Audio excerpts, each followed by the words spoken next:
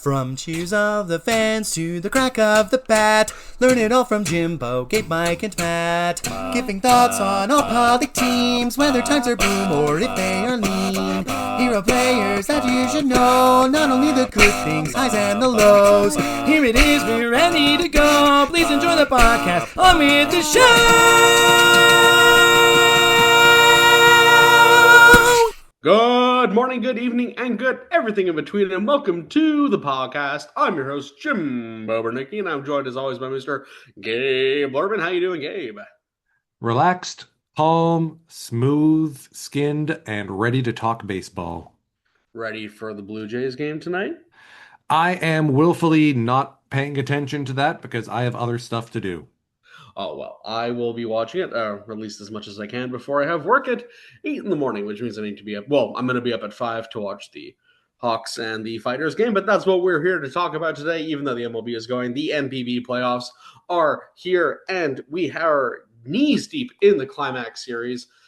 As we predicted, I think, earlier in our last show, the Fighters took care of business against the Buffaloes, kind of just took them. It wasn't like a dominating performance. I think they won every game by 1 run or 2 runs. But that's what we predicted. Were there any big surprises or anything you found really noteworthy there? I kind of forgot that Yukiya Saito existed. I was surprised to see that Shinjo has turned to him as the Fighters closer in each of the games so far this season. Games 1 and 2 in the first stage, and he showed up as a ninth inning man in game 1 of the final stage. Hiromi Ito, yes, dominated 9 strikeouts, combined 4-hitter in that game. I also forgot Shunpeita Yamashita was a thing and available. I was right that they would shift Miyagi to game 2 to avoid a matchup with Ito.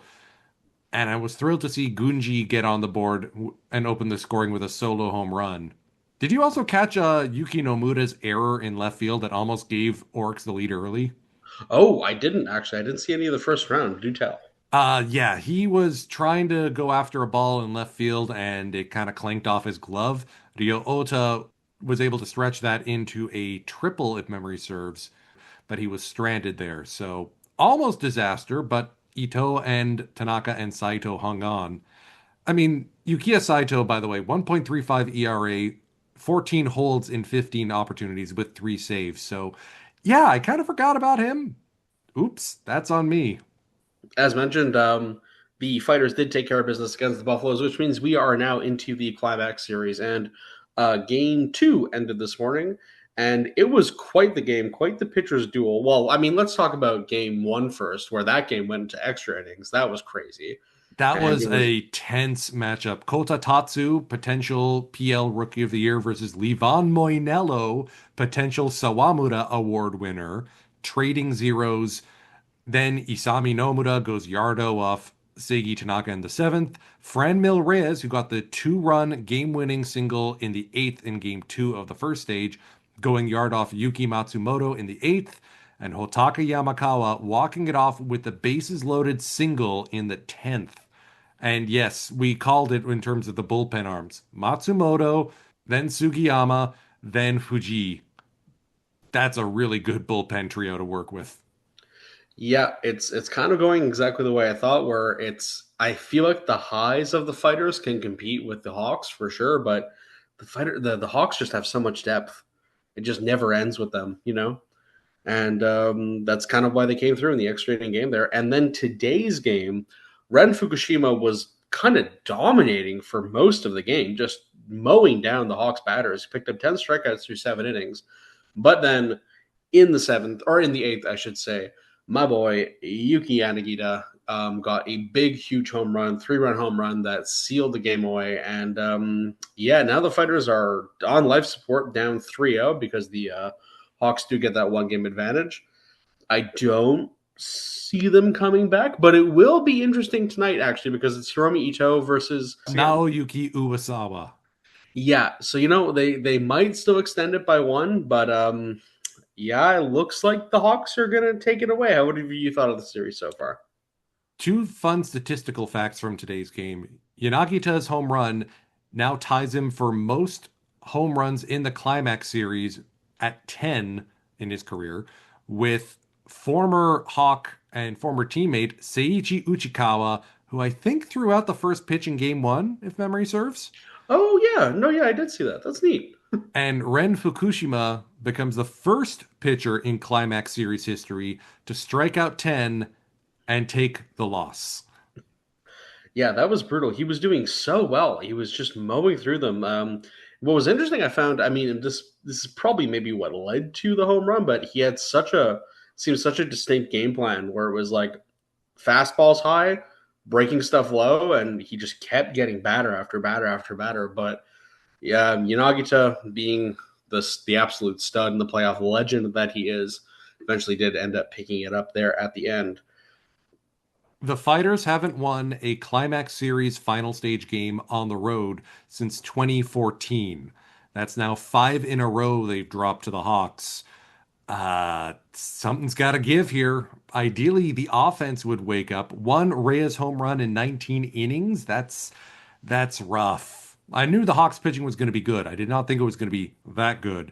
Oh, and they got Tomohisa Ozaki, who also won double digits games and was in the ERA leaderboard going in game four. Oof. Oh man, the Hawks almost though. I mean, I had a weird feeling about Kohei Arihara going into the match today, and he did some real daredevil stuff, some real evil Knievel sort of behavior, loading the bases. I think in the sixth, and still with I think no outs and managing to get out of that was just preposterous. There might have been one or two outs, but like absolutely like really on the edge stuff. Again, it's really sad that Fukushima didn't get at least even a no decision at that point. Like that's kind of crazy to pitch so well and still pick up the loss, but that's baseball. And Yeah, that's because he allowed two of the base runners to reach before no, it was Kenta Uehara came in, tried to get the lefty on lefty matchup. Didn't. And yeah, so at the risk of being maybe a little, I'm not going to say it's going to be Hawks versus Tigers because the Tigers still need to win theirs and the Hawks still need to win theirs, but it is 3-0 on both sides. So we're just going to take a little look ahead in the hypothetical that it is the Tigers. I'm scared. They're so good. They are so scary, especially Seto. 40 I know home I'm runs always to lead the both leagues actually. Yeah, I was gonna say I'm always pro Pacific League is the best, but Sato is at the moment the best player in both leagues. I would say he's just been crushing it all season long. He's the only player in the Central League I pay attention to and respect. Man, that guy is good. And I, I mean, I was worried about the Hawks going into the series with the Fighters, and they've been playing really well. I'm really scared of the Tigers, so maybe the Hawks will do well.